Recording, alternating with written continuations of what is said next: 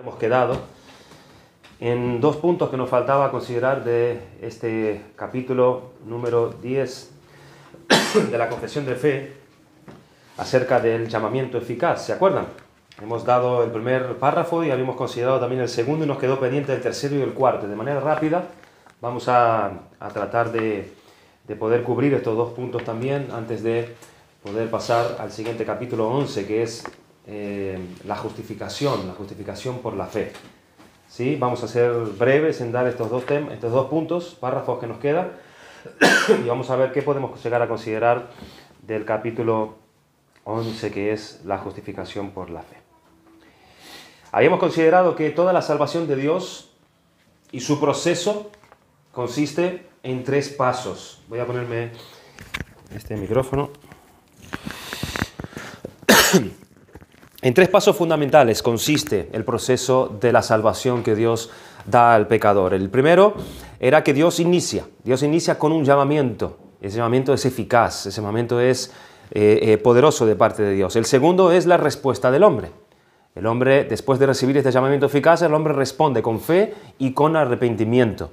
Y el tercer paso son esas bendiciones que Dios viene a derramar sobre aquel que ha sido llamado, que es la justificación, la adopción, la santificación, las buenas obras, la perseverancia, la seguridad, la glorificación, aquello que vimos nosotros allí en Romanos, que son esa cadena de la salvación, donde está compuesta por todos estos eslabones de oros irrompibles, que tipifica así lo que es la salvación en sí, el conjunto de la obra que Dios hace en esos pasos fundamentales que es la salvación. En estas tres etapas bien definidas, nosotros podríamos decir que están incluidas toda la doctrina de la salvación. Vimos un resumen de este capítulo. En el primer párrafo habíamos considerado el panorama de esta doctrina, habíamos hablado acerca de la definición de lo que es este llamamiento eficaz de parte de Dios. ¿Se acuerdan? En el segundo párrafo habíamos considerado a Dios como el único agente en este llamado eficaz de la salvación, por medio de su Espíritu, obrando por su palabra. ¿Se acuerdan? Habíamos dicho que el Espíritu y la palabra siempre van juntos en este tema del llamado de Dios eficazmente. Y vamos a considerar el tercer y cuarto párrafo, que el tercer párrafo habla de los casos especiales en este tema del llamamiento de Dios. Esos casos especiales son esos niños que nacen y mueren en temprana existencia. Porque habíamos dicho que el medio que Dios usa para llamar al pecador al arrepentimiento es la predicación del Evangelio, ¿cierto? Dios llama de una manera externa por medio de la predicación de su palabra y luego Dios hace un llamamiento interno, que es cuando Dios llama poderosamente a la persona a la regeneración. Pero ¿qué pasa con esos niños que mueren, apenas nacen, y ellos no pueden entender el Evangelio, no pueden ser conscientes de la obra de Cristo revelada por medio del Evangelio? ¿Qué pasa con ellos? ¿O qué pasa con aquellas personas que son impedidas de entender el Evangelio por causas deficientes? Pueden ser tanto mentales y no pueden oír, no pueden entender el Evangelio. ¿Qué pasa con esas personas que mueren? Casos especiales. Y en el cuarto punto, los no elegidos. ¿Qué pasa con los no elegidos en cuestión de este llamado y los que nunca han oído el Evangelio? El medio es escuchar el Evangelio, pero ¿qué pasa con aquellos que nunca lo han oído? Hemos afirmado que el Espíritu de Dios obra en nosotros ese llamamiento interno, pero lo hace por medio de la palabra de Dios, por medio de ese Evangelio que es anunciado, que es explicado, que es leído, que es escuchado. Pues bien, la cuestión que quiere contestar la confesión de fe aquí es esas preguntas que acabamos de decir. ¿Qué pasa con esos niños pequeños? ¿Y qué pasa con las personas deficientes psíquicamente que impiden que ellos puedan entender las cosas del reino de los cielos? Pues si Dios hace esa obra por medio de la palabra, entonces los pequeñitos que mueren en su infancia, que no han llegado a comprender, ¿qué pasa con ellos en cuanto a la salvación? Tenemos que decir que en este párrafo nosotros nos encontramos con otra imprecisión. ¿Se acuerdan que nosotros habíamos dicho que la confesión de fe tiene algunas imprecisiones donde deben ser corregidas o los que la compusieron no tuvieron la luz suficiente para esclarecer esto bien? Este es un punto donde encontramos una imprecisión. Aquí afirma que tanto unos como otros son llamados, son regenerados por el Espíritu Santo. Esto es algo que nos gustaría a nosotros, ¿verdad? Que todos los niños pequeños, prematuros, que nacen y mueren, nos gustaría que esos fueran directamente a la presencia de Dios y recibieran la salvación. Pero ¿es esto lo que nosotros vemos en la Biblia? ¿Nosotros vemos esto como algo que certifica la Biblia realmente? Vamos a leer lo que dice el párrafo 3. Dice así: los niños elegidos que mueren en la infancia son regenerados y salvados por Cristo por medio del Espíritu. Ellos afirman esto. Quien obra cuando, dónde y cómo quiere. Así también agrega, los son también todas las personas elegidas que sean incapaces de ser llamadas externamente por el ministerio de la palabra. Esto nosotros lo tenemos claro, ¿verdad? Dios es el que llama eficazmente para salvación. Lo hace por medio del Evangelio, y esa obra que Dios hace llamando a esa persona a la salvación, eso también certifica que esa persona es elegida por Dios, ¿cierto?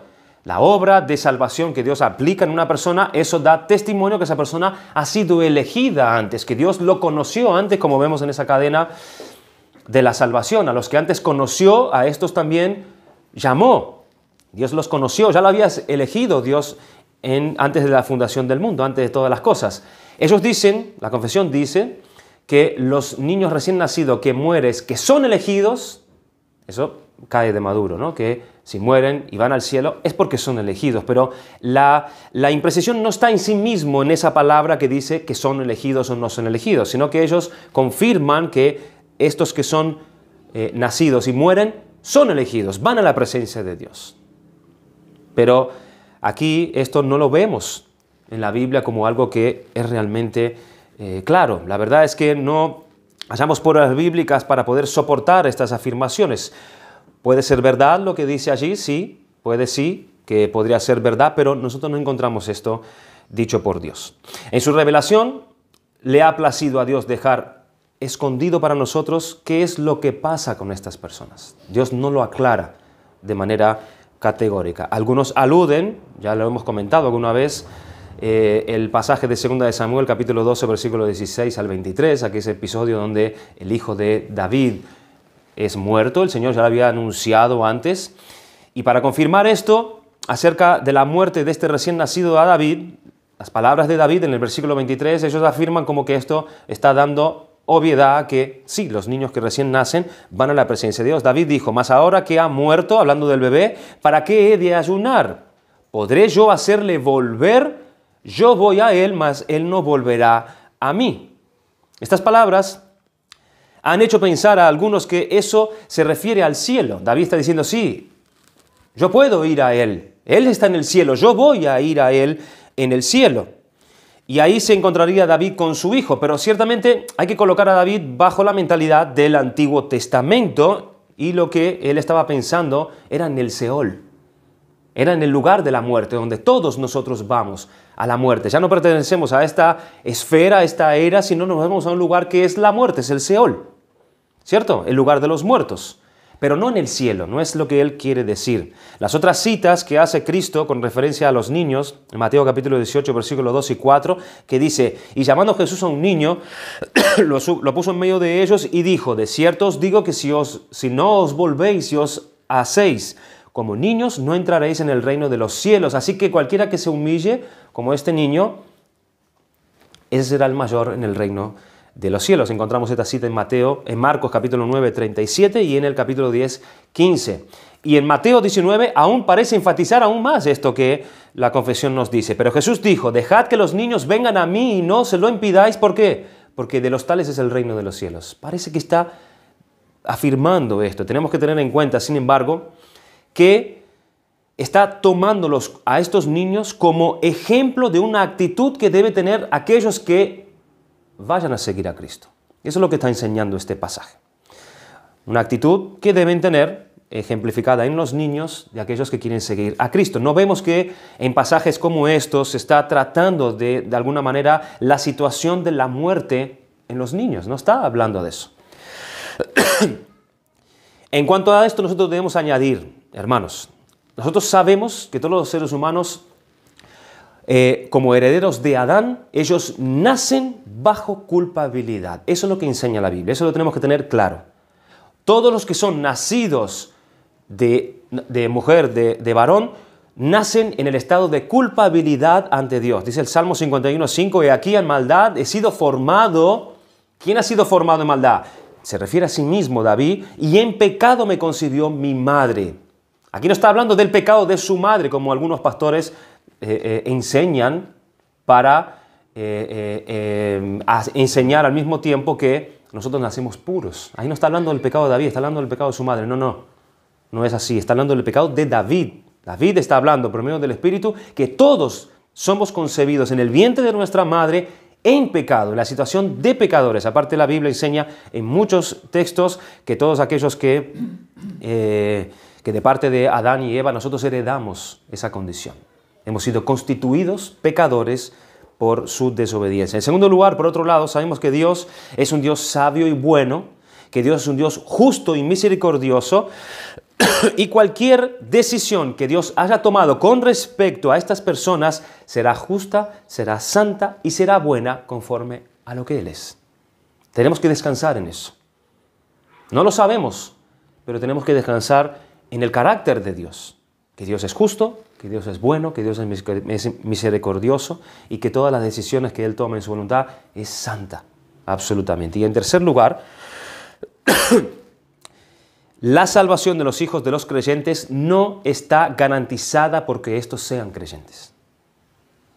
Ellos nacieron, murieron, pero sus padres son creyentes, esos van al cielo. No, la Biblia no enseña tampoco eso. Tenemos que descansar en el carácter de Dios y eso nos llevará a sujetarnos más a Él en cuanto a este tema.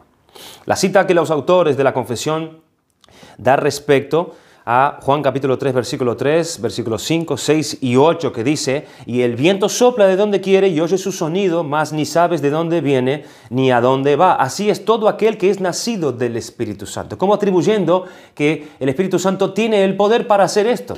Él hace lo que quiere, Él obra como quiere. O sea que no está mal que Dios quiera obrar salvando a niños que recién nacen, porque el Espíritu obra como quiere. No está sujeto en sí a que sea predicada la palabra. Si hacemos eso, estamos quitando los medios que Dios ha provisto para que podamos alcanzar la salvación.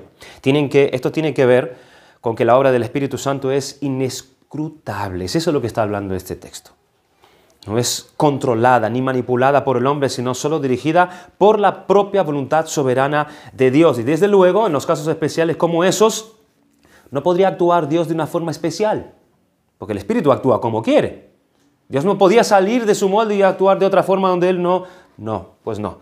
Debemos aprender a callar donde Dios ha querido callar y donde la Biblia no es dogmática, nosotros no podemos serlo nosotros. Así que este asunto, tal como está afirmado, las Escrituras ni lo asevera ni lo excluye tampoco. Podremos tener nuestras opiniones en cuanto a esto y poder decir, sí, yo quisiera creer que esto fuese así, pero la Biblia no lo asevera. Así que nosotros no podemos tampoco tomarlo como una verdad absoluta. Ese es el punto número 3. El párrafo número 4, los no elegidos y los que nunca han oído el Evangelio. ¿Qué pasa con ellos? Dice el párrafo 4. Otras personas no elegidas, aunque sean llamadas por el ministerio de la palabra y tengan algunas de las operaciones comunes del Espíritu, como no son eficazmente extraídas por el Padre, no quieren ni pueden venir verdaderamente a Cristo y por lo tanto no pueden ser salvas.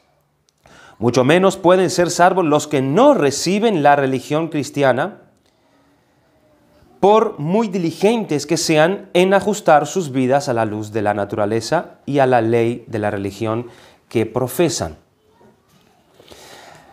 Aquí plantean otras dos cuestiones importantes. Primero, ¿qué pasa con una persona de las que escuchan la predicación del Evangelio sin que Dios los llame por el Espíritu Santo? Y en segundo lugar, ¿qué pasa con esas personas que nunca han llegado a escuchar acerca del Evangelio, acerca de las buenas nuevas en Cristo?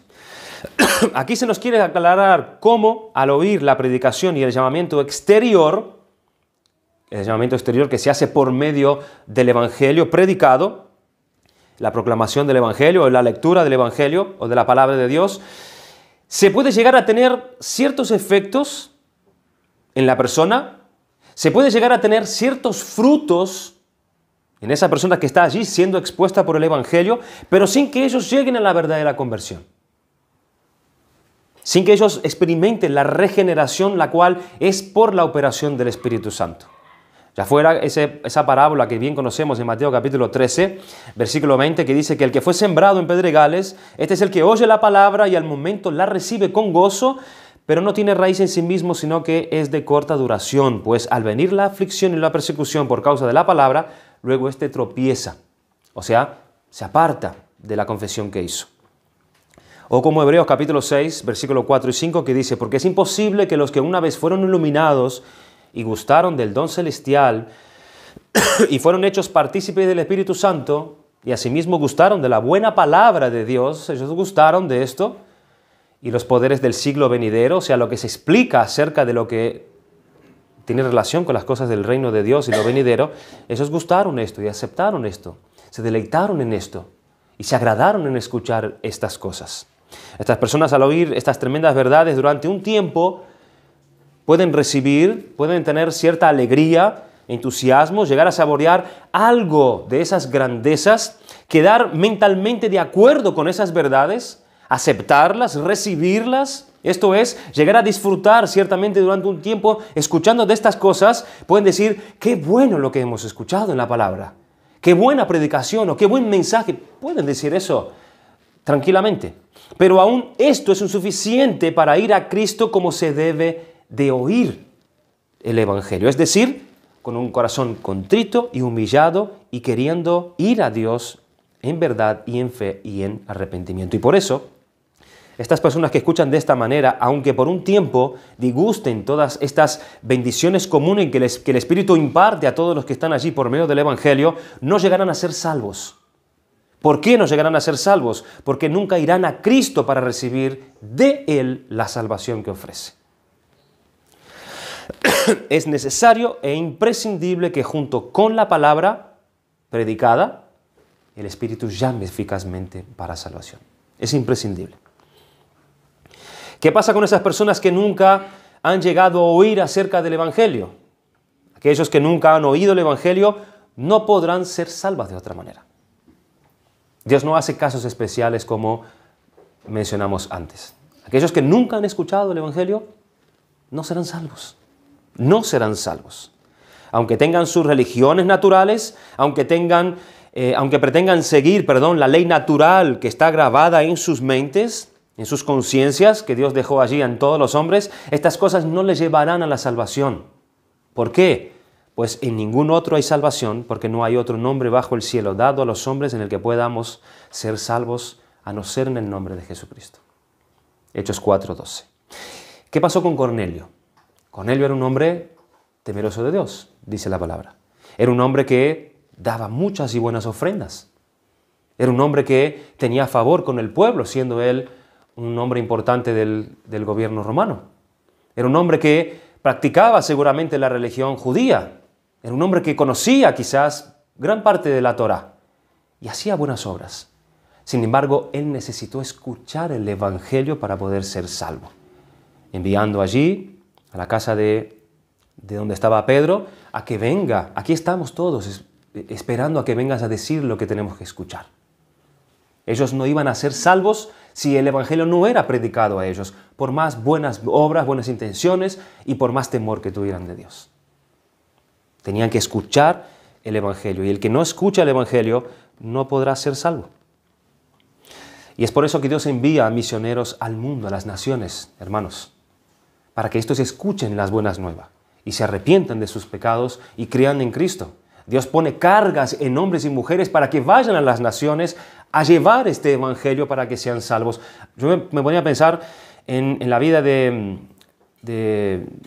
Jim Elliot. No sé si ustedes vieron la película o leyeron la biografía. Cuando él es movido por Dios en esa carga a ir a esa tribu en el Perú, si no recuerdo mal, en el Ecuador, a predicar el Evangelio a esa tribu tremendamente peligrosa, que eran violentos tremendamente. Y él tenía esa necesidad en su alma y su ser de ir a llevar el Evangelio. Porque él entendía seguramente y perfectamente que ellos no iban a ser salvos si no escucharan que Dios tenía un hijo y que Dios podía salvarlos por medio de ese Hijo. Es la idea de Romanos capítulo 10, versículo 14. ¿Cómo pues invocarán a aquel en el cual no han creído? ¿Y cómo creerán en aquel de quien no han oído?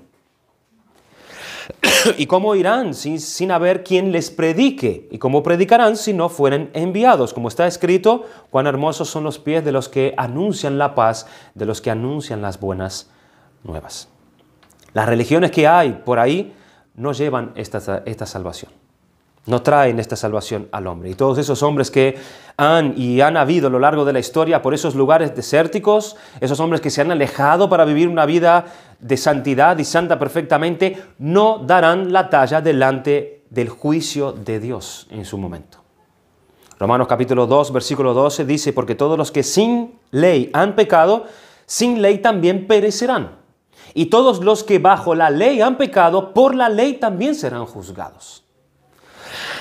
Y la conclusión acerca de todos los hombres en Romanos capítulo 3, versículo 9, ¿qué pues? ¿Somos nosotros mejores que ellos? En ninguna manera, pues ya hemos acusado a judíos y a gentiles que todos están bajo pecado. Todos necesitan escuchar el mismo mensaje, todos necesitan recibir el mismo Salvador y la misma salvación para estar ante Dios justificados. La única forma de salvación es por el llamamiento del Espíritu Santo que Dios hace por medio de la predicación y exposición de su palabra. Romanos 10, 14. Así que la fe es por el oír. Ese oír está hablando del llamamiento eficaz de Dios. Y ese oír es por la palabra de Dios, por la predicación del Evangelio. Así que por la fe viene por el oír y el oír por la palabra de Dios. ¿Se entiende? Ese es el llamamiento eficaz, el principio de la experiencia de la salvación. Cuando Dios por medio de la palabra obra en nosotros, una obra de tal característica que solamente Dios puede hacer, que hace que nos veamos con toda verdad realmente quién nosotros somos, pecadores, merecedores de la ira de Dios y merecedores del infierno, y al mismo tiempo que veamos a Cristo como aquel único a quien nosotros podemos aferrarnos para ser salvos. Al mismo tiempo nos llama a una nueva vocación y hace que nosotros dejemos nuestros propios caminos para de ahí en adelante seguir a Cristo y andar como Él anduvo. Si en verdad nosotros hemos sido llamados por el Espíritu Santo, nosotros tendremos, sí o sí, esa incesante inclinación de ajustarnos a la voluntad de Dios. A los principios bíblicos y a confesar nuestros pecados, a confesar nuestra fe en Cristo y a vivir por medio de ella vidas nuevas que agradan a Dios. Esa es la nueva vocación que nosotros vemos en aquellos que son llamados por Dios eficazmente. Así que aclarado, hermanos, esos dos puntos, que es lo que sucede con los niños y con las personas que están en esta condición y no pueden escuchar, no lo sabemos, es Dios quien lo sabe en su soberanía. ¿Y qué pasa con esas personas que escuchan el Evangelio y gustan por un momento, que no serán salvas hasta que no se arrepientan, hasta que no sean llamadas por Dios? Y por otro lado, estos que nunca escucharon el Evangelio, por ende nunca serán salvos, porque el instrumento que Dios usa es la predicación del Evangelio. Vamos a tratar algún punto, si nos da tiempo, de este capítulo 11, que es la justificación por la fe. Vamos a pasar a partir del día de hoy entonces a considerar una de esas doctrinas, hermanos, que son esenciales respecto a la aplicación y a la experiencia de la salvación. Esta es la doctrina de la justificación. Yo creo que no habíamos hecho todavía, en ninguno de los estudios que dimos, el tratar dos temas que nos han quedado en el mismo día, ¿cierto? Espero que esto no sea demasiado de confusión para nosotros, para que ahora pasemos a considerar de una forma clara y entendible este tema de la justificación.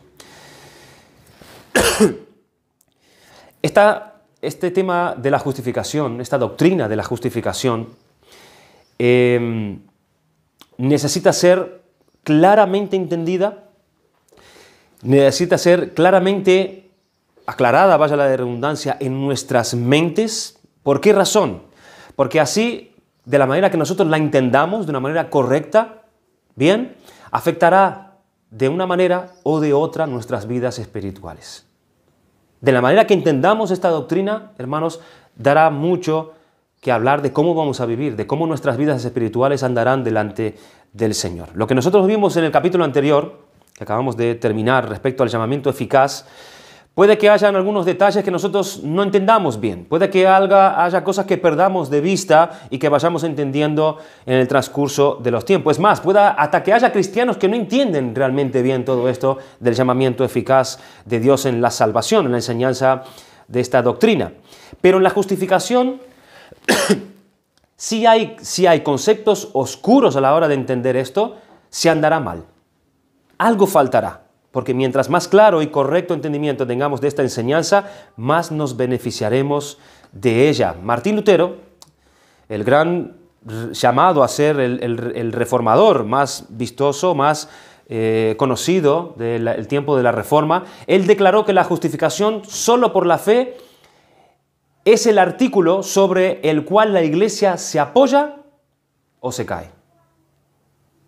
En este tema, entendiendo este tema de manera correcta, o la Iglesia se apoya, estará firme, o se caerá si no lo entiende de manera correcta. Esta doctrina cardinal de la Reforma protestante fue vista como el campo de batalla en ese tiempo y lo es hasta el día de hoy, aún poniéndolo al nivel del propio Evangelio cuestionado.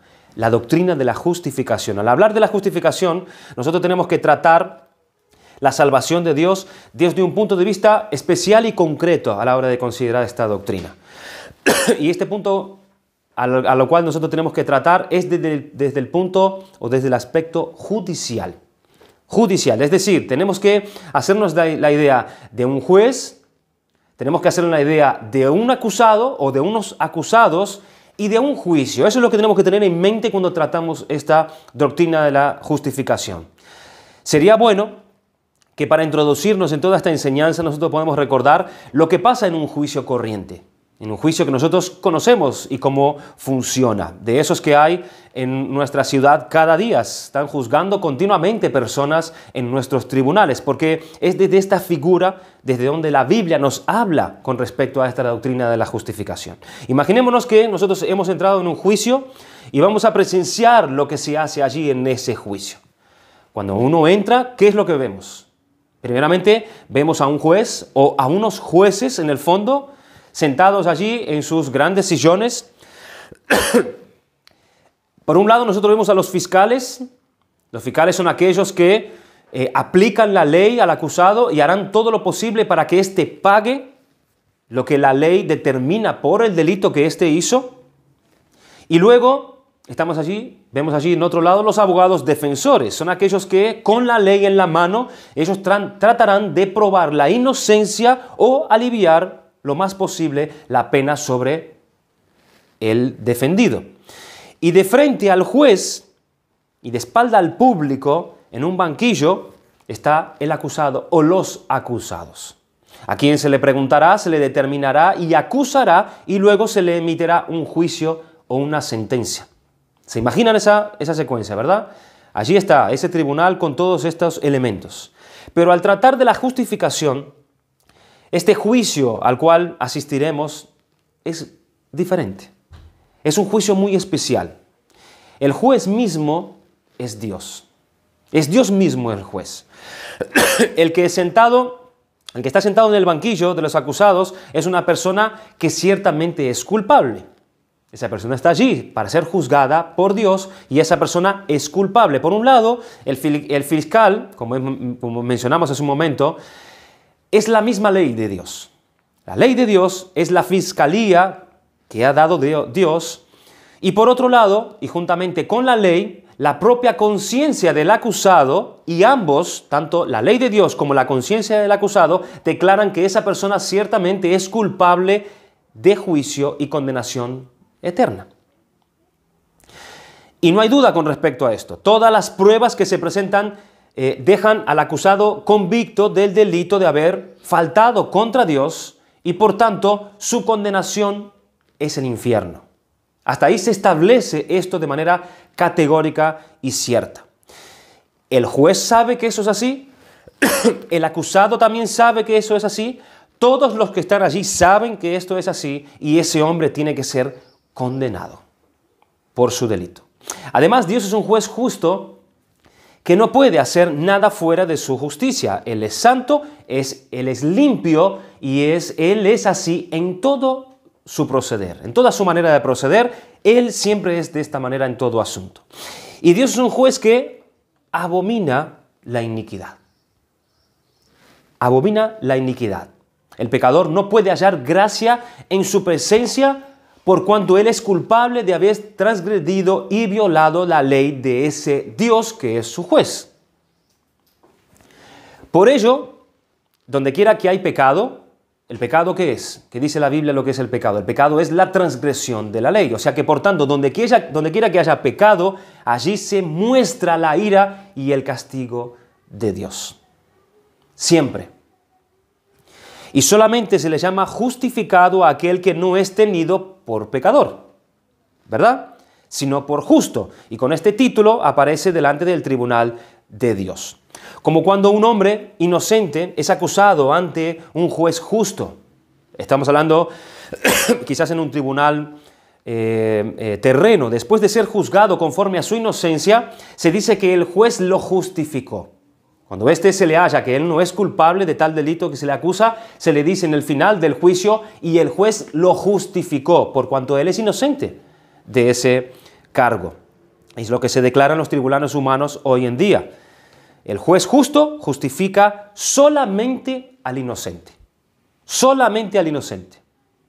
Del mismo modo diríamos que es justificado delante de Dios el hombre que, separado del número de los pecadores, tiene a Dios como testigo de su justicia y este juez que es Dios encuentra en esa persona aprobación.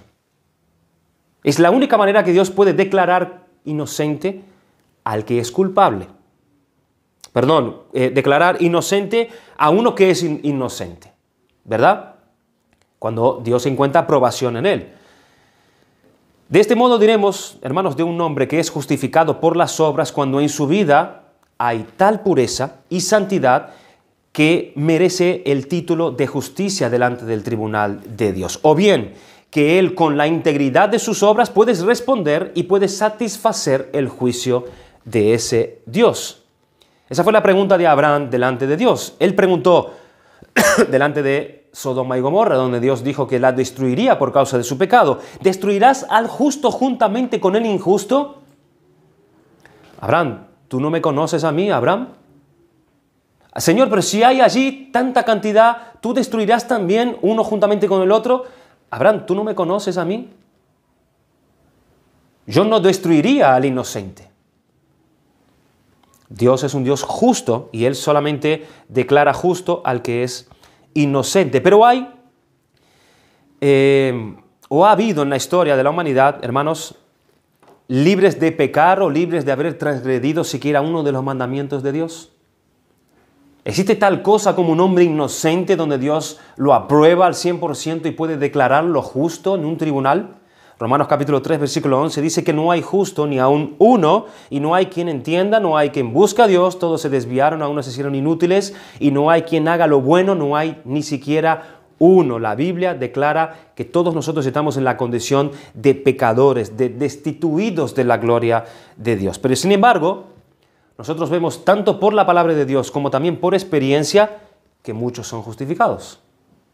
Muchos son justificados. Dice Romanos capítulo 4, versículo 6, pero al que obra no se le cuenta el salario como gracia, sino como deuda. Mas el que no obra, sino cree a aquel que justifica al impío, Dios justifica al impío, su fe le es contada por justicia, como también David habla de la bienaventuranza del hombre a quien Dios atribuye justicia sin obras, diciendo: bienaventurados aquellos cuyas iniquidades son perdonadas y cuyos pecados son cubiertos, y bienaventurado el varón a quien el Señor no inculpa de pecado.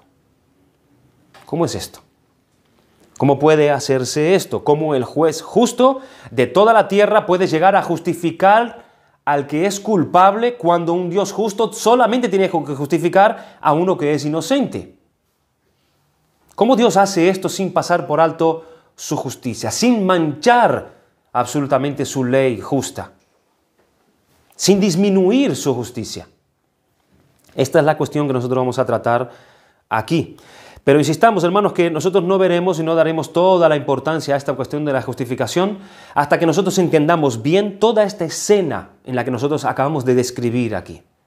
Porque es de esto que se trata. Esta escena es la base de la justificación. Hasta que no veamos al culpable sentado en ese banquillo de los acusados, delante de ese juez ante el cual tiembla toda la tierra, quien conoce todas las leyes y quien le conoce a él de manera íntegra y además conoce todas las cosas que esa persona ha hecho, y viéndose ahí sentado en ese banco, sabiendo que no tiene escapatoria de ningún sitio, de ninguna manera, no tiene argumentos para presentar delante de ese juez, no tiene excusas con las cuales él se pueda defender, sino que según la ley justa que el mismo juez ha dictado, él es culpable absolutamente. Él lo sabe, su conciencia se lo dice y la ley de Dios lo rectifica 100%. No puede sino esperar que el juez pronuncie la sentencia. Ahí en ese lugar, en ese juicio, es donde se desarrolla todo lo que nosotros vamos a hablar y a decir acerca de esta doctrina de la justificación. Por tanto, nosotros no debemos movernos hasta no considerar todo este asunto. Vamos a hacer de manera breve el bosquejo que siempre solemos hacer para que nosotros podamos tener presente lo que la confesión de fe nos va a mostrar en cuanto a este tema. En el primer párrafo nos habla acerca de la esencia de la justificación. En el segundo párrafo nosotros encontraremos el instrumento de la justificación. En el tercer párrafo, el propósito de la justificación. ¿Por qué Dios justifica? En el cuarto, hablaremos, o la confesión habla acerca del tiempo de la justificación. En el quinto, permanencia de la justificación, y en el sexto, uniformidad de la justificación. Son bastantes párrafos. Yo creo que hoy nos dará tiempo, si nos da tiempo, a considerar apenas el número 1. Vamos a leer la esencia de la justificación. A quienes Dios llama eficazmente, también justifica gratuitamente, no infundiendo justicia en ellos, sino perdonándoles sus pecados y contando y aceptando sus personas como justas, no por nada obrado en ellos o hecho por ellos, sino solamente por causa de Cristo, no imputándoles la fe misma, ni la acción de creer, ni ninguna otra obediencia evangélica como justicia, sino imputándoles la obediencia activa de Cristo a toda la ley y su obediencia pasiva en su muerte para la completa y única justicia de ellos por la fe, la cual tienen no de sí mismo, es don de Dios. Aquí se nos va a explicar en qué consiste todo esto, cuál es el corazón de esta enseñanza. Es decir, qué es lo que va a hacer ese juez para que a esos a los que Dios llama eficazmente justifique. ¿Qué es lo que va a hacer Dios? En la primera frase se nos dice que Dios, quien lo realiza, también nos dice quiénes son aquellos que se benefician de esto. ¿Quiénes son estos? Los llamados, dice ahí. Y además se añade que es gratuitamente, de forma gratuitamente. Dice en Romanos capítulo 3, versículo 24, porque no hay diferencia por cuanto todos pecaron y están destituidos de la gloria de Dios, siendo justificados gratuitamente por su gracia mediante la redención que es en Cristo Jesús. Esta palabra gratuitamente, duream en el griego, en Mateo la encontramos traducida allí de la siguiente manera como un don. Dice el Señor cuando envía a esos 70, Señor Jesucristo les dice, sanad enfermos, limpiad leprosos, resucitad muertos, echad fuera demonios, y aquí está la raíz de esta palabra. De gracia recibisteis, dad de gracia. Aquí está esta palabra gratuitamente, esta duream, está aquí en estas tres palabras. De gracia recibisteis, dar de gracia. También la vemos traducida en la Biblia como la palabra don. En Hechos capítulo 2, versículo 38, Pedro les dijo, arrepentíos y bautícese cada uno de vosotros en el nombre de Jesucristo para perdón de los pecados y recibiréis el don del Espíritu Santo. Esa palabra don es la palabra gratuitamente. Arrepintiéndose y bautizándose, recibiréis gratuitamente al Espíritu Santo, es lo que está diciendo aquí. La vemos también en el capítulo 10, 45. Y los fieles de la circuncisión que habían venido con Pedro se quedaron atónitos de que también sobre los gentiles se derramase el don del Espíritu Santo. se derramase gratuitamente el Espíritu Santo. En Apocalipsis 21:6, y me dijo, hecho está, yo soy el alfa y el omega, el principio y el fin, el que tuviere sed, yo le daré gratuitamente de la fuente del agua de la vida. Apocalipsis 22, y el Espíritu y la esposa dicen, ven, y el que oye diga, ven, y el que tiene sed venga, y el que quiera tome del agua de la vida gratuitamente. Esta palabra duream, gratuitamente, está diciendo que alguien está repartiendo agua gratuitamente. Allí hay alguien que está ofreciendo y repartiendo agua de manera gratuita, sin costo alguno, sino gratis. Eso es lo que vemos aquí en este pasaje, ¿verdad? De Apocalipsis. El que quiera, gratuitamente, hay agua disponible para él. Eso es lo que se entiende y eso es lo que el texto quiere dar a entender también. Pero en el contexto de la justificación, sin pero, en el contexto de la justificación también, en Romanos capítulo 3, versículo 24, siendo justificados gratuitamente por su gracia, también significa sin razón, sin que haya ningún motivo para que esa persona tenga o pueda ser justificada. La justificación es un don de Dios. Es gratuitamente dado por Dios. Y es bueno, hermano, que nosotros empecemos por esta afirmación, asentando bien esta idea que ese que está sentado en el banquillo de los acusados, aquel que está allí esperando la justa condenación, él ve y oye que el juez lo libra de la condenación y lo justifica. Pero sin razón alguna. Gratuitamente, sin que haya motivo alguno por ello. Él tenía que ser condenado, pero Dios gratuitamente lo justifica. Pero veamos cómo es que funciona esto. Para explicarlo, los autores de la confesión hacen tres fuertes contrastes. No sé si tú lo has notado. Los autores dicen una y otra vez, no por, sino por. No por esto, sino por esto. De esta forma, ellos ponen mucho más cuidado para poder definir realmente lo que es esta justificación y también quieren tener de una manera concienzuda lo que no es esta justificación. Ponen la idea correcta al lado de la errónea para que nosotros notemos bien el contraste y podamos diferenciar con toda claridad posible lo falso de lo verdadero. Porque ellos entendían que entender esto de manera correcta es fundamental para la iglesia. Es como si buscaran la forma más clara posible para expresar las ideas más esenciales acerca de la justificación. Vamos a ver este primer contraste acerca de la esencia de la justificación. Ellos dicen, no por infundir justicia en ellos, sino por perdonarles sus pecados, reputando y aceptando sus personas como justas. La palabra reputando significa estimar, juzgar, conceptuar, considerar, apreciar. Dice, no por infundir justicia en ellos, sino por perdonarles sus pecados, reputándose, estimándolos a ellos o juzgando a ellos y aceptando sus personas como justas. Eso lo vemos en Hechos, capítulo 13, versículo 38, y en Romanos, capítulo 4, versículos 6 y 8, casos, hermanos, donde la justificación siempre aparece junto al perdón.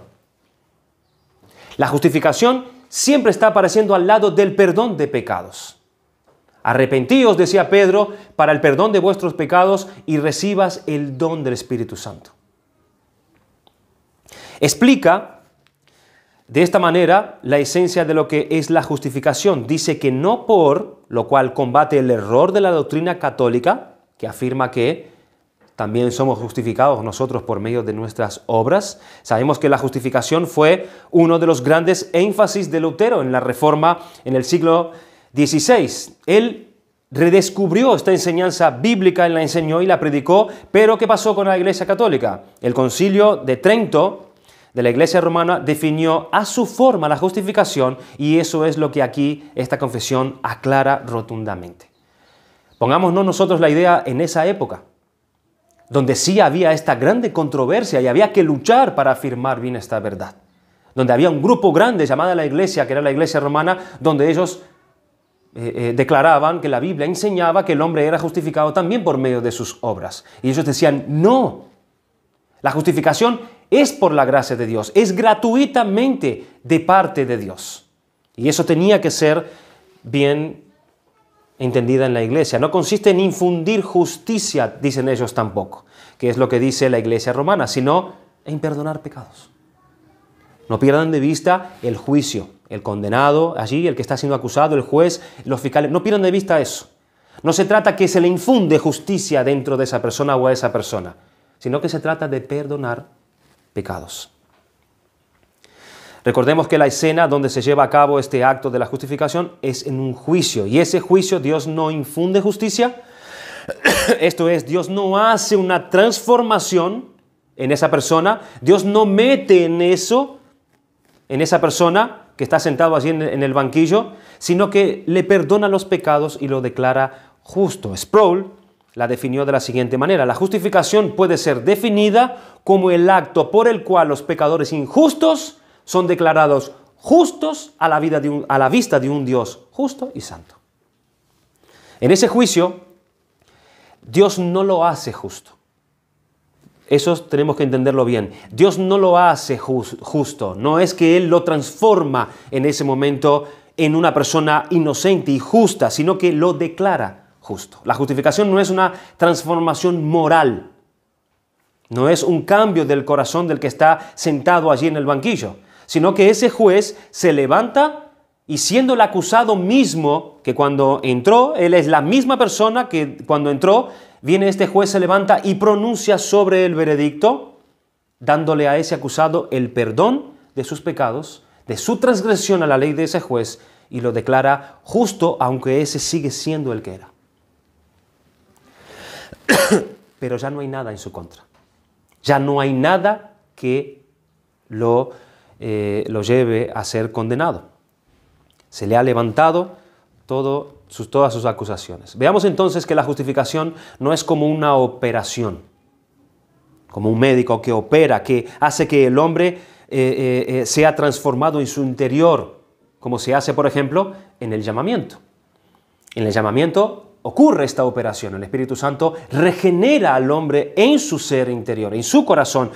O en la santificación también sucede esto. Allí está el Espíritu Santo operando en el ser del hombre, en el corazón del hombre, donde Dios actúa como un médico trabajando en el interior del corazón y en el alma.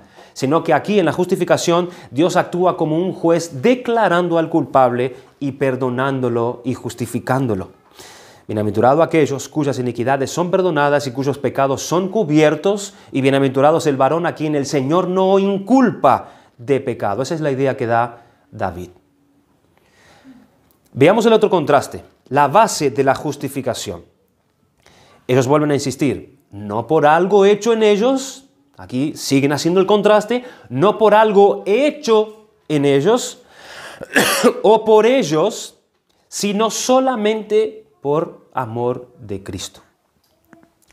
Nosotros vemos dos citas interesantes para deducir esta afirmación. Primeramente está en 1 Corintios capítulo 1 versículo 30 y 31 que dice: mas por Él estáis vosotros en Cristo Jesús, el cual nos ha sido hecho por Dios sabiduría, y aquí está, justificación, santificación y redención, para que, como está escrito, el que se gloría, gloríese en el Señor. Y en Romanos capítulo 5 versículo 17 dice: por si por la transgresión de uno solo reinó la muerte, mucho más reinarán en vida por uno solo, Jesucristo, los que reciben la abundancia de la gracia del don de la justicia. Así que, como por la transgresión de uno vino la condenación a todos los hombres, de la misma manera por la justicia de uno vino a todos los hombres la justificación para vida. La base de la justificación está en Cristo. Está en Cristo, no en nosotros. Si Dios justifica a ese que está sentado en el banquillo, es solo y únicamente por Cristo. No hay otra razón, no hay otro fundamento ni ninguna otra base para que Dios haga semejante declaración contra el pecador culpable. Por la obediencia de uno, de Cristo, los muchos son constituidos. ¿Se acuerdan cuando nosotros vimos esa palabra constituidos cuando estudiamos en el capítulo 6 el pecado, la caída? ¿Se acuerdan? Que dice que por medio de Adán los muchos fueron constituidos pecadores, fueron declarados por Dios. Esa palabra kakistemi era poner al frente, era nombrar, era establecer a alguien en esa posición. Cuando fuimos recibiendo la herencia de Adán, somos constituidos, somos puestos en esa posición por Dios como pecadores, como transgresores de su ley. Todos nosotros. Ahora, por medio de Cristo, dice que los muchos son constituidos, son puestos en la posición declarado por Dios como justificados, como justos. No es por algo hecho en ellos, dice la confesión. Se vuelve a insistir en la anterior idea, no es que en nosotros se haga algo previo para que Dios nos justifique. Ten en cuenta esa escena del juicio. Él está allí, no hay nada que está operando dentro de Él. No es algo hecho en Él. No es que Dios nos haga dignos, no hay nada que lo haga digno para que Dios venga y quiera justificarlo. No nos prepara para algo y después viene y quiere justificarnos Dios. Ni tampoco por algo hecho por nosotros mismos. No es que Él que estaba allí sentado en el banquillo de los acusados hizo algo para que el juez lo justificara. Él no vino y lo trató amablemente al juez o le puso alguna cara para que el juez tuviese de él misericordia. Bueno, entonces lo justifico. No es algo hecho por ninguno de nosotros. La base para que Dios justificara a ese que está sentado en el banquillo está totalmente fuera de Él. Está fuera de Él. No es por nada absolutamente que había en Él. Es solo y nada más por Cristo. Romanos capítulo 3, versículo 20 dice: ya que por las obras de la ley ningún ser humano será justificado delante de Dios. Ningún ser humano, por ningún tipo de obra, podrá recibir la justificación. Es justificado sin las obras de la ley. Nada hizo, nada mereció, nada había en este hombre para que Dios lo justificara y sin embargo, Dios lo justificó. Veamos el tercer y último contraste, el método de la justificación. Dice que no por imputarle como justicia la propia fe, ni el acto de creer, presta atención hermanos en esto, no por imputarle como justicia la propia fe, ni el acto de creer, ni alguna otra obediencia evangélica, sino por imputarles la obediencia activa y pasiva de Cristo. El método de la justificación es la imputación. La fe es un medio. La fe es un don de Dios, lo sabemos también, pero es un medio. Pero la forma en que Dios justifica al pecador es por la imputación. Es por ponerle en su cuenta, que es lo que significa esa palabra, una justicia que no es de Él. Es lo contrario a la palabra amputación. ¿Qué es amputar? Amputar es quitar un brazo. La definición exacta de esa palabra es cortar y separar enteramente del cuerpo un miembro o una porción de él. Es la palabra amputar. Pero la palabra imputar es atribuir. Es lo contrario. Esto es, coger la justicia de otro sitio y ponérsela a la cuenta de ese que está sentado en el banquillo de los acusados. Es como si Dios, o como si ese juez amputara del hombre todos sus pecados, amputa del hombre todos sus pecados e imputa la justicia de Cristo a su cuenta. Le es atribuida al acusado culpable en su cuenta la justicia de otro. Por eso David decía y hablaba de la bienaventuranza del hombre a quien Dios atribuye justicia sin obras. Bienaventurado aquel a quien Dios le atribuye una justicia, le da una justicia, le imputa una justicia aparte de las obras. Pero vuelven a insistir los autores que no es por nada que haya hecho ese hombre, ni por el hecho de la fe que pueda tener ese hombre. Y eso es importante. O el acto de creer como si eso pudiera contar por Dios como una obra que mereciera ser contada como justicia. Como pudiera parecer aquello que leemos en Romanos capítulo 4, versículo 2, hablando acerca de Abraham, que dice que por lo cual también su fe le fue contada por justicia. Como una obra de parte de Abraham, la fe de Abraham le fue contada, entonces Dios lo justifica por medio de su fe. No, hermanos, no tenemos que perder de vista ese juzgamiento, ese juez, ese acusado, ese tribunal. No tenemos que perder de vista eso. Nosotros ya veremos en el párrafo 2 el lugar que ocupa la fe en la justificación. Pero la justificación que aplica a Dios a ese culpable para que reciba la justificación es la justicia de Cristo. Ese es el fundamento. Leemos en Filipenses capítulo 3, versículo 8, y ciertamente aún estimo todas las cosas como pérdidas por la excelencia del conocimiento de Cristo Jesús, mi Señor, por amor del cual lo he perdido todo y lo tengo todo por basura, para ganar a Cristo y ser hallado en Él, no teniendo mi propia justicia, que es por la ley, sino la que es por la fe de Cristo, la justicia que es de Dios por la fe. En Romanos 3, capítulo 21 dice, pero ahora aparte de la ley se ha manifestado, ¿qué cosa? La justicia de Dios, testificada por la ley y los profetas, la justicia de Dios por medio de la fe en Jesucristo para todos los que creen en Él. Jeremías en el Antiguo Testamento ya se declaraba esta verdad. Jeremías 23, versículo 6 dice, en sus días será salvo Judá e Israel habitará confiado y este será su nombre con el cual le llamarán Jehová, justicia nuestra. La justicia es de Dios, es de Cristo. Vemos que se nos habla de la justicia de Dios, pero no como un atributo suyo, hermanos, que describe a su persona, sino que Él tiene una justicia que es para ser imputada. Dios tiene una justicia para ser dada y puesta en la cuenta de aquellos que son condenados, que están condenados, a fin de que sean justificados.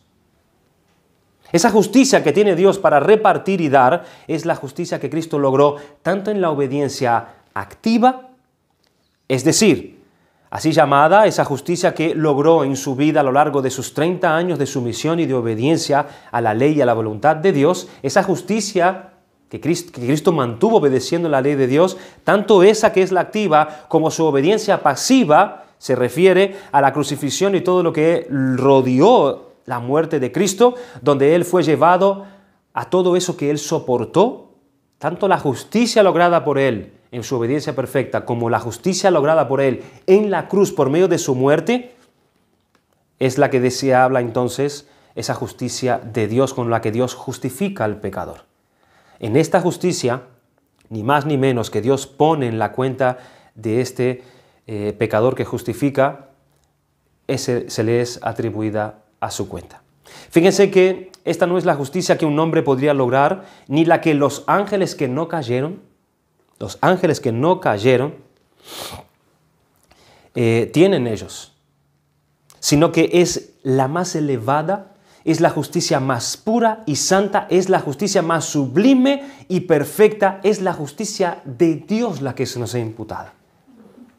Aquella que atrae y merece las más altas bendiciones y honores de Dios, aquella que es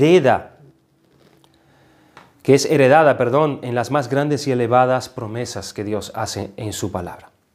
Esta es la justificación que es imputada. Cuando Dios justifica a alguno y le pone esta justicia de Cristo en su cuenta a fin de colocarlo y tratar a ese que merecía la condenación como si hubiera sido una persona obediente a Cristo durante toda su vida.